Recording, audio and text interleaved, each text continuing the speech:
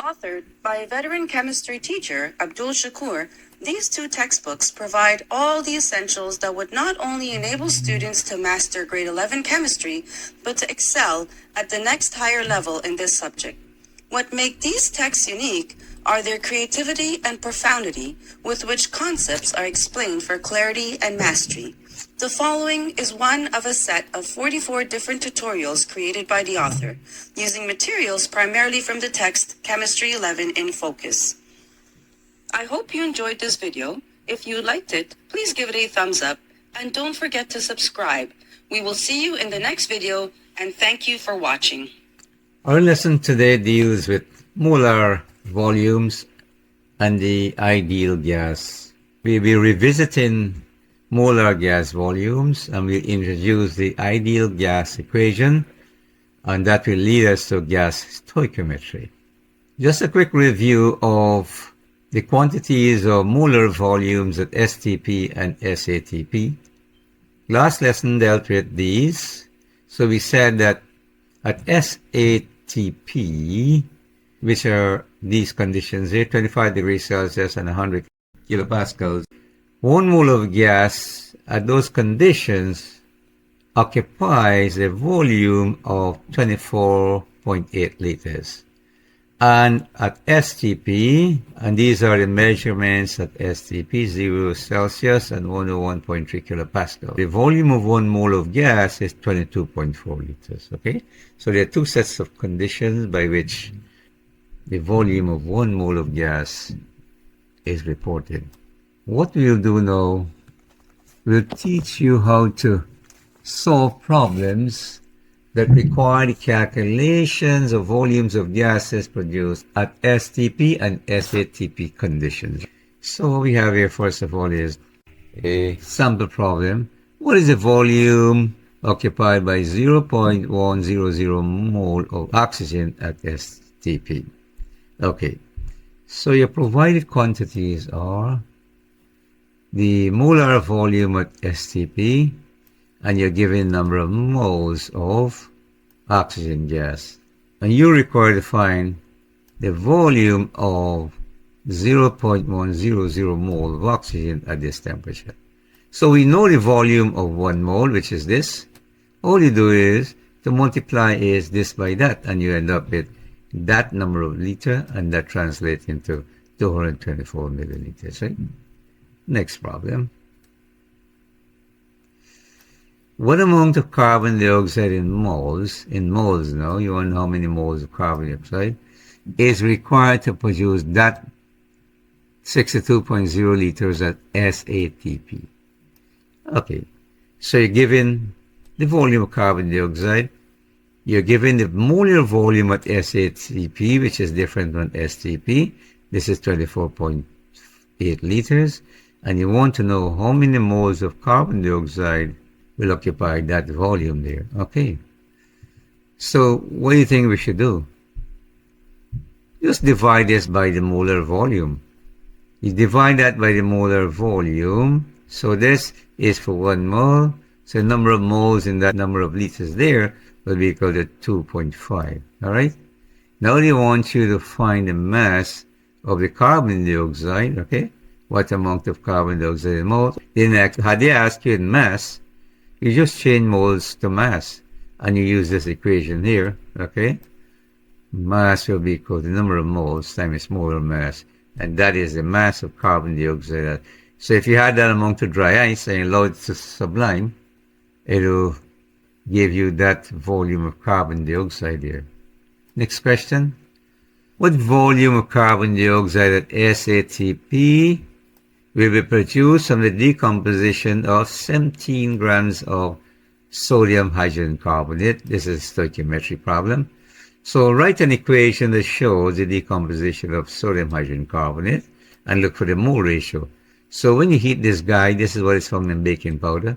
So that is the equation that shows how sodium hydrogen carbonate decomposes. So 2 moles of sodium hydrogen carbonate gives 1 mole of carbon dioxide. We're dealing in moles, so we need to change that mass to moles, right? So you take the mass and divide it by its molar mass, and you get 0.200 mole of sodium hydrogen carbonate. Use the equation now to find the number of moles of carbon dioxide produced. So you know this is given now, and that is what is required. The given to what is required is a 2 to 1. So you put that inside your equation there. So given to required is 2 to 1. You cross multiply there, and 2x is equal to 0.2 mole. Therefore, x is equal to that number of moles. To find what volume this gives at SATP, just multiply by the volume of 1 mole at SATP, which is this. So you end up with 2.48 liters of carbon dioxide. That is produced when 17 grams of sodium hydrogen carbonate is decomposed. These are some questions here for you to practice. Solutions is repeated in the solution manual, and the answers are given there, okay? The ideal gas. An ideal gas does not exist. But if it did exist, the following are some properties that it will have, okay? So we're saying that the gas particles will behave as small rigid spheres. Collision between a gas particle is purely elastic. That is, there will be no attraction between the molecules themselves or with the walls of the container, right? The volume of the gas particles is very small compared to the space with which they are confined. In other words, if you have 1,000 tennis balls floating around in a big room, then the volume of the tennis balls themselves will be insignificant compared to the room in which they're found, okay? So the volume of this is very small compared with the container in which they're placed, okay? The gas particles are in constant random motion. The gas do not attract or repel each other or their container. They move in perfect straight lines. So these are some of the properties of an ideal gas, all right? What they're saying here is that some real gases such as oxygen, hydrogen, nitrogen, and the noble gases conform to the ideal gas laws reasonably well, but they only behave like that in conditions of low pressure and high temperatures. Why that is so? Because the molecules are widely spaced out from each other, and thereby reduce chance of any deviation from the above assumption. That is, they are not going to come close together to attract each other. You know, you cold real gases, they'll attract each other and even condense, right? At other conditions, most gases do not demonstrate the properties of an ideal gas. They attract each other, their collisions are not purely elastic, and their molecules do have volume, and they do not move in straight line, okay? So this is the point that is made here. Look what happens. When you're measuring a gas, you're confined to doing it at two sets of conditions, at 0 Celsius and 101.32 kilopascals, which is SAT, okay? And this one here is SATP, which is at 25 degrees Celsius and 100 kilopascals. However, you'll soon see how the concept of an ideal gas led to the formation of an equation that gives the flexibility of reporting volumes of gases at conditions other than those stipulated by STP and SATP. According to Boyle's law, volume is inversely proportional to pressure. If you increase the pressure, the volume gets less, right? So that's according to Boyle's law, right? According to Charles's law, V is directly proportional to temperature, and V is also, the volume is also directly proportional to the number of moles of the gas, okay? You're inflating a balloon, you put in more air particles inside there, you get a bigger volume. Putting all of these together now in one equation, you know it is directly proportional to T, it's directly proportional to N, but it's inversely proportional to P. This is how V is related to those three entities there. So what we do now, we can remove this proportionality sign there and replace it with what is called a gas constant R. So we say V is equal to nRT over P, Or people like to do it like this. Say PV, you carry across P there. PV, a very easy way of remembering that, is equal to nRT. So watch now. Now you're having V here, right? The volume of any gas then will be equal to the number of moles of the gas time is constant and any temperature and any pressure. It doesn't confine you to STP or SATP conditions of temperature and pressure, right? So the ideal gas equation gives you that flexibility to report the volume of gas collected at temperatures and pressures other than those at SAT and SATP, right? Now, how do you get R? Look at this equation here again. You want to make R the subject of the equation, right? Take your P across there and bring down your N and your T. So R, very easy to derive. Look at the PV over NT. And you can derive the units for R. Look, P is in kilopascal, V is in liter, N is moles, and K is always Kelvin. So as long as you know the ideal gas equation, make R the subject of the equation, right? If you can't remember the units, put in the units for pressure and volume. Moles is straightforward, and T is in Kelvin. Scientists have calculated R to be this value here. You have to remember this value, or they'll be giving you this value. Just remember 8.31, and you'll know how to put in the units, okay? So that's the value for R. Let's look at the problem now. See this problem? Now, see, look. Would volume 2.00 moles of hydrogen would occupy? Look, these are neither SATP or STP conditions. They give you the different temperatures and different pressure. Let's see how the ideal gas equation is used to help you doing that, right? Would volume, bring this equation into play now and make V the subject of the equation here. So V will equal to nRT over P. We know N, we know P, we know T, and you're given R, okay? So just put those in the equation there. So V is equal to nRT, okay, over P. So you have your number of moles there. This, all of this here is R. Be careful with the units there. This is the temperature. When you change that to Kelvin there, that's the temperature in Kelvin. And this is your pressure here. When you work that out, it becomes 45.8 liters. So one more time, if you're asked to find the volume of a gas at a particular temperature and pressure, and if these are different from STP and SATP, you use your ideal gas equation, you make V the subject of the equation, with the formula there, and you insert the values there. They'll give you those values, and you do your calculation. See what happens? All these, you look your units, you're canceling out. Moles go, kilopascal go, Kelvin goes, liter is what is left alone. Okay, so if you cancel out all your units, you'll be left with the one for volume, which denotes liter. What is the mass of 10 liters of carbon dioxide at these temperatures, pressure and temperature? Again, these are not STP or SATP conditions. So you won't know what is the mass.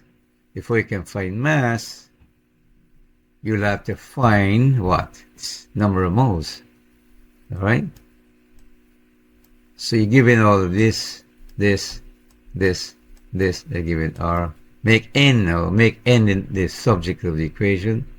So make N, how do you make N the subject of the equation? PV is equal to nRT. So N, leave N there and bring down RT beneath there. Okay? And you put carry across P at the top there. So N will be equal to PV divided by RT. So we know what P is. They're giving you that. They give you 10 liters. This is R times temperature. You know in mathematics there's a principle here. If you have A divided by B over C, it is the same as you have A multiplied by, you upturn this C over B. So that's what I did here. So I upturned this guy here. So it'll be equal to this times this, times mole Kelvin over 8.31 kilopascal, times this one here. So I just flip this over because of this principle in mathematics here. Okay, this one becomes the denominator, and this becomes the numerator. So that's what you have there. You have 0.411 moles, and the mass of that carbon dioxide multiplied by the mass of the carbon dioxide, and that's what it is. So this is how you change volume of a gas at some conditions of pressure and temperature. First of all, use your ideal gas equation to find the number of moles of the gas. You're given everything else except the number of moles of the gas. If you have to do this thing here, flip it up, invert it, and multiply by that. I can see all the units will cancel. Kilopascal is going to go, liters will go, Kelvin will go, and you'll be left with only moles. See? Moles did not get cancelled out there. And then, of course, you know the number of moles, you can change that to mass. Gas stoichiometry. They ask you to calculate the volume of hydrogen produced at these conditions of temperature and pressure by the reaction between that amount of hydrochloric acid and that amount of magnesium. Now you're given two reagents here. This involves finding the limiting reagent, okay? So you have to find the limiting reagent. Here's a balancing equation between magnesium and hydrogen. You have 2 moles of this with 1 mole of that. If you go back to when we did stoichiometry and the concept of limiting reagent, you find the number of moles of each of the reagents there. That's the experimental value of magnesium. Number of moles is mass over molar mass because it's solid. You're dealing with an aqueous solution here. Number of moles equal to C times V. See that? Different stuff. And that is the amount of HCl that you use, okay? Now you find the limiting reagent. Choose any one of these here and see how much of the other one in theory is required to react with. What are they choosing now?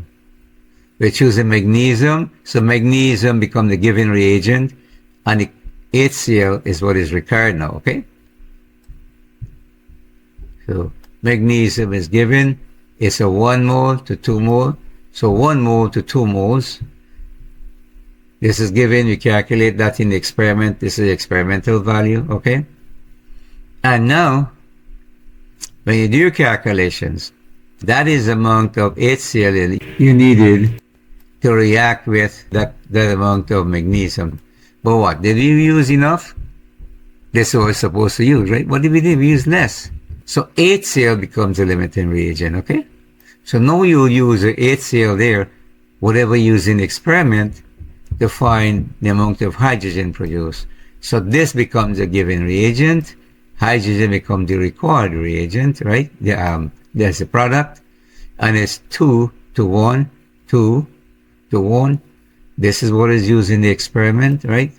You do your cross multiplication, get that excess, so 1x is equal to this, divided by 2, okay? That's the number of moles of hydrogen that is produced, okay? Now you want to find V. You make V the subject of the equation. You know the number of moles, you know this, you know what temperature and pressure given. Just insert those and find for V. That's your V there. Okay, that's number of moles. That's R. This is your temperature, and that's the pressure. And that is your volume of hydrogen produced.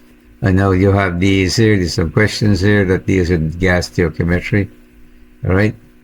And the ideal gas equation. All right. Well, I hope that was useful.